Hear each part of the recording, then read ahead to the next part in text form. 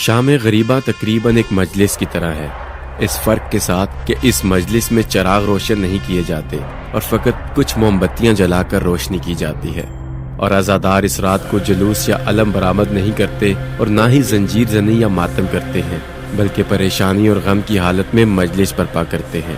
اس مجلس کا موضوع سن 61 ہجری میں گزری 11 محرم کی رات ہے کہ اس رات امام حسین کے خاندان پر کیا گزری، اور بتایا جاتا ہے کہ اہل بیت کی عورتوں اور بچوں نے یہ تاریک اور بے پناہ رات کس طرح کربلا کے بیاباں میں گزاری۔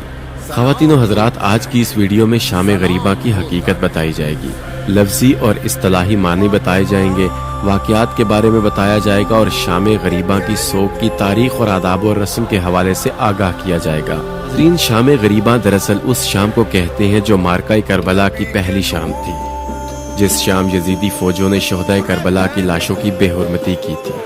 انہیں شہید کرنے کے بعد ان کی لاشوں پر گھوڑے دوڑائے تھے۔ یزیدیوں نے اپنے مقتولین کو تو دفن کر دیا، لیکن شہدائے کربلا 2 دن تک بے گور و کفن کربلا کے تپتے میدان میں پڑے رہے۔ پھر تیسرے دن ایک قبیلے والوں نے ان پر نماز جنازہ ادا کر کے انہیں دفن کیا۔ خانوادہ رسول صلی اللہ علیہ وآلہ وسلم کی حرمات کو سر عام گلی کوچوں میں پھیرایا گیا۔ یہ کربلا کی پہلی شام تھی جس میں خانوادہ رسول صلی اللہ علیہ وآلہ وسلم اور حضرت امام حسین رضی اللہ تعالیٰ عنہ کے ساتھ مسلمانوں پر ظلم و ستم کے پہاڑ ڈھائے گئے۔ دوستو، شام غریبہ کو لے کر بہت ساری باتیں کی جاتی ہیں، بہت ساری ایسی باتیں بھی کی جاتی ہیں جو توبہ نعوذ باللہ بہت سنگین ہوتی ہیں، یعنی وہ کسی قدر اخلاقیات کے زمرے میں بھی نہیں آتی۔ شام غریبہ ادبیات اور فارسی زبان کے مرثیے میں روز عاشوراء کے سورج غروب ہونے کے بعد اور اس رات کی سوگواری کو کہتے ہیں۔ اس مجلس میں جو لوحے پڑے جاتے ہیں وہ امام حسین کے اہل بیت کی مصیبت اور واقعہ کربلا کے بعد بچوں اور اسیروں پر جو گزری اس کے بارے میں ہے کہ اہل بیت نے اندھیری رات کربلا کے بیاباں میں کیسے گزاری۔ اس رات اور محرم کی دوسری راتوں کے درمیان رسومات میں فرق یہ ہے کہ اس رات کو موم بتی جلا کر اندھیرے میں بیٹھا جاتا ہے۔ لفظی اور اصطلاحی معنوں پر جانے سے پہلے اس پر بات کی جائے گی کہ شہادت امام مظلوم کے فوراً بعد اہل بیت اظہار کے لیے سب سے سخت اور دشوار مصیبت شام غریبہ میں خیموں کا جلنا ہے۔ جب اہل بیت کرام کو ذوالجناح کی خون آلود پیشانی دیکھ کر یہ یقین ہو گیا کہ امام حسین شہید کر دیے گئے ہیں تو سب لوگ شدید گریہ و زاری کرنے لگے۔ عمر بن سعد نے غصے سے اپنے لشکر والوں کو مخاطب کیا اور کہا، ان خیموں کی تنابوں کو اکھاڑ پھینکو اور جو بھی ان کے اندر ہو یا ان کے ساتھ ہو جلا ڈالو۔ اس کے بعد شمر ملون چلایا کہ جو اسباب بھی خیموں میں ہے اس کو لوٹ لو۔ اب ایک جانب سے خیموں کو لوٹا جانے لگا اور دوسرا گروہ آگ لگانے میں مصروف ہو گیا۔ حمید ابن مسلم کہتا ہے کہ ایک گروہ نے شمر کے ہمراہ سید سجاد کے خیمے پر بھی حملہ کر دیا، جبکہ آپ کی حالت نہایت ہی ناساز تھی اور شدت مرض کے سبب ایک بستر پر لیٹے ہوئے تھے۔ میں نے دیکھا کہ آپ کا بستر کھینچا جا رہا ہے۔ کچھ لشکر والوں نے کہا کہ کیا اس بیمار جوان کو قتل نہیں کرو گے؟ میں نے کہا، تعجب ہے تم پر، تم اسے بھی قتل کرنا چاہتے ہو؟ تب جا کر وہ اپنے اس برے عمل سے باز آئے۔ اتنے میں عمر بن سعد بھی پہنچ گئے اور پکارا، تم اس جوان کو اس کے حال پر چھوڑ دو اور اپنے اپنے کام میں مصروف رہو۔ کسی صورت اہل بیت عصمت و طہارت ان بھڑکتے ہوئے شعلوں سے نکل کر باہر آئیں۔ ہر ایک کسی نہ کسی طرف دوڑ رہا تھا، لیکن دشمن ان کا پیچھا کر رہے تھے اور تلواروں کی نوک اور نیزوں سے ان مصیبت زدہ افراد پر حملہ کر رہے تھے۔ اس وحشت ناک حالت کو سید ابن طاؤس اس طرح بیان کرتے ہیں کہ شام غریبہ میں آل محمد پر گویا تمام مصیبتیں ایک ساتھ آن پڑی تھیں۔ سب عورتیں اور بچے دوڑتے ہوئے قتل گاہ میں آئے کہ جہاں امام حسین اپنے باوفا ساتھیوں سمیت سر کٹائے ہوئے سو رہے تھے۔ جب مقدرات عصمت و طہارت نے شہیدوں کے بے سر لاشوں کو دیکھا تو گریہ زاری کرنے لگی اور سر و صورت کو پیٹنے لگی۔ شام غریبہ کے لفظی اور اصطلاحی معنی کی بات کی جائے تو لفظ غریب کا ایک معنی وطن سے دور ہونا ہے، اور بعض اوقات جو بے یار و مددگار اور اکیلا رہ گیا ہو اس کے لیے بھی استعمال ہوتا ہے۔ شام غریبہ بھی جو لوگ اپنے وطن سے دور، اکیلے اور بے یار و مددگار رہ گئے تھے ان کے لیے استعمال ہوا ہے۔ اصطلاح اور فارسی زبان کے مرثیے میں روز عاشور کے سورج غروب ہونے اور اس رات کی سوگواری کو کہا گیا ہے۔ دشمن کی فوج نے عاشوراء کا سورج غروب ہوتے ہی عورتوں کو خیموں سے باہر نکال دیا اور خیموں کو آگ لگا دی، اور اس وقت مستورات فریاد کرتی رہیں اور اپنے پیاروں کی لاشوں کو دیکھ کر اپنے منہ پر پیٹتی رہیں۔ عمر بن سعد نے شام عاشوراء کو امام حسین اور کربلا کے دوسرے شہداء کے سروں کو، جن کی تعداد کل ملا کر 72 تھی، شمر، قیس بن اشعث اور عمرو بن حجاز کے ہاتھوں ابن زیاد کے پاس بھیج دیا۔ عمر بن سعد اپنے لشکر کے ہمراہ اس رات کربلا میں ہی رکا اور دوسرے دن ظہر کے قریب اپنے سپاہیوں کی لاشوں کو دفن کرنے کے بعد اہل بیت اور دوسرے بچے ہوئے افراد کو لے کر کوفے کی جانب حرکت کی۔ قول کے مطابق محرم کی 11ویں رات جسے شام غریبہ کہتے ہیں، حضرت زینب نے نماز شب ترک نہ کی، لیکن اس مصیبت اور صدمے کے باعث اس رات نماز بیٹھ کر ادا کی۔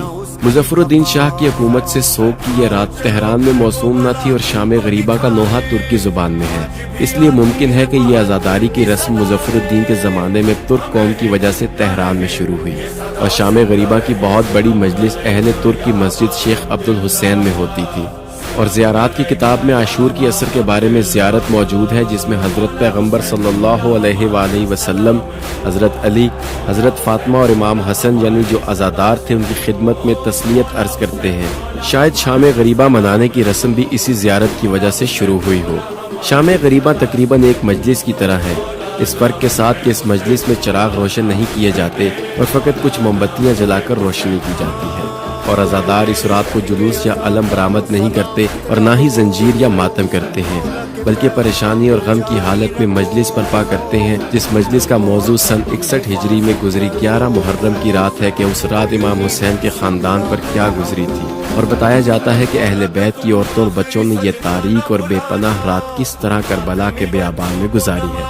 منابع میں آیا ہے کہ عمر سعد کے لشکر نے 9 محرم کو حملہ کرنے کا ارادہ کیا، لیکن امام حسین نے حضرت عباس سے چاہا کہ ان سے ایک رات کی مہلت لیں تاکہ عبادت کر سکیں۔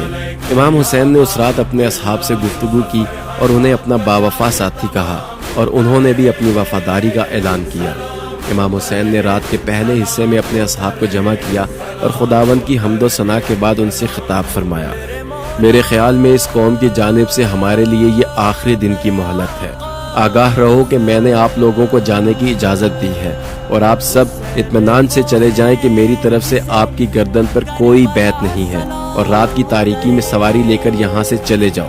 اس کے بعد امام کے اہل بیت اور آپ کے اصحاب نے اپنی اپنی طرف سے وفاداری کا اعلان کیا اور اپنی جانوں کو امام علیہ السلام کی حفاظت کی خاطر قربان کرنے کی تاکید کی۔ بعض تاریخ اور مکاتب کے منابع نے اس گفتگو کا ذکر کیا ہے۔ شب عاشور کو حضرت عباس نے حرم کی حفاظت کا ذمہ لیا، زہیر بھی آپ کے ہمراہ تھے۔ عمر بن سعد کے ساتھ برید کی گفتگو کو ملاحظہ فرمائیں کہ بعض منابع کے مطابق اس رات مریر بن حزیر نے امام علیہ السلام سے اجازت طلب کی کہ وہ عمر بن سعد کے پاس جائے اور اس سے نصیحت کرے۔ امام علیہ السلام نے اسے اجازت دے دی۔ بریر عمر بن سعد کے پاس گئے اور اس کے خیمے میں داخل ہوئے اور بغیر سلام کے بیٹھ گئے۔ عمر کو غصہ آ گیا اور کہا، اے ہمدانی کے بھائی، کس چیز نے تمہیں سلام کرنے سے منع کیا ہے؟ کیا میں مسلمان نہیں ہوں اور خدا اور اس کے رسول کو نہیں جانتا؟ اور کیا میں حق کی گواہی نہیں دیتا؟ بریر نے کہا کہ اگر اسی طرح ہے جیسے تم کہہ رہے ہو، اور اگر تم واقعی خدا اور پیغمبر شناس ہوتے تو پیغمبر کے خاندان کو قتل کرنے کا ارادہ نہ کرتے، اور یہ نہر فرات جس کی موجیں سانپ کی شکل میں حرکت کرتی ہیں اور عراق کے احوان اس نہر سے سیراب ہوتے ہیں، اور امام حسین ابن علی اور آپ کے بھائی، عورتیں اور تمام خاندان والے پیار سے جان دے رہے ہیں، تم نے انہیں اس نہر سے پانی پینے سے منع کیا ہے اور سوچتے ہو کہ خدا اور رسول کو جانتے ہو؟ عمر بن سعد نے کچھ دیر کے لیے اپنے سر کو نیچے کیا اور پھر سر اٹھایا اور کہا، اے بریر، خدا کی قسم مجھے یقین ہے کہ جو بھی ان کے ساتھ جنگ کرے اور ان کے ساتھ برا سلوک کرے گا اس کی جگہ صرف آگ میں ہے۔ لیکن اے بریر، کیا تم مجھ سے یہ چاہتے ہو کہ شہر علی کی حکومت کسی اور کے ہاتھوں میں دے دوں؟ خدا کی قسم یہ بات میرے دل کو منظور نہیں۔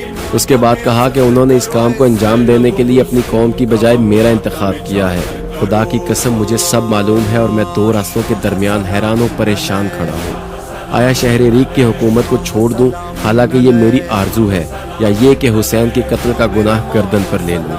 حسین کو قتل کرنے میں ایسی آگ ہے جس سے رہائی ممکن نہیں، اور شہر ریق کی حکومت میری آنکھوں کا نور ہے۔ بریر امام علیہ السلام کے پاس واپس آیا اور کہا، اے نواسہ رسول، عمر بن سعد شہر ریق کی حکومت کی خاطر آپ کے قتل پر راضی ہو گیا ہے۔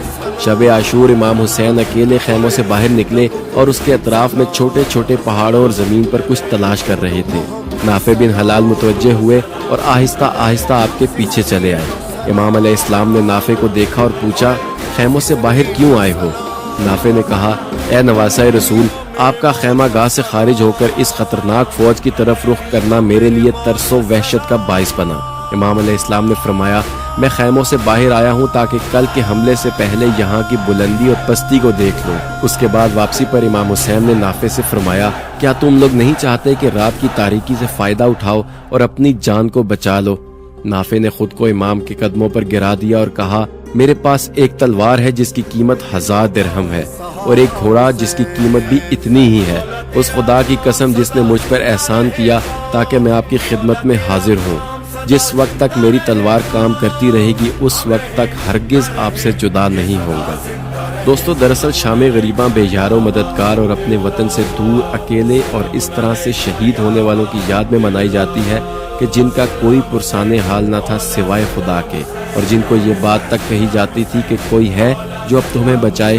دکھ، یہ غم وہ غم ہے کہ جس کی حیثیت کو بھی نہیں سمجھا جا سکتا اور جس کی کیفیت کو بھی نہیں پایا جا سکتا۔ سلام ہو کربلا کے شہید نواسہ رسول امام حسین پر۔ پیارے ناظرین، ہم امید کرتے ہیں کہ آپ کو ہماری آج کی یہ معلوماتی ویڈیو ضرور پسند آئی ہوگی۔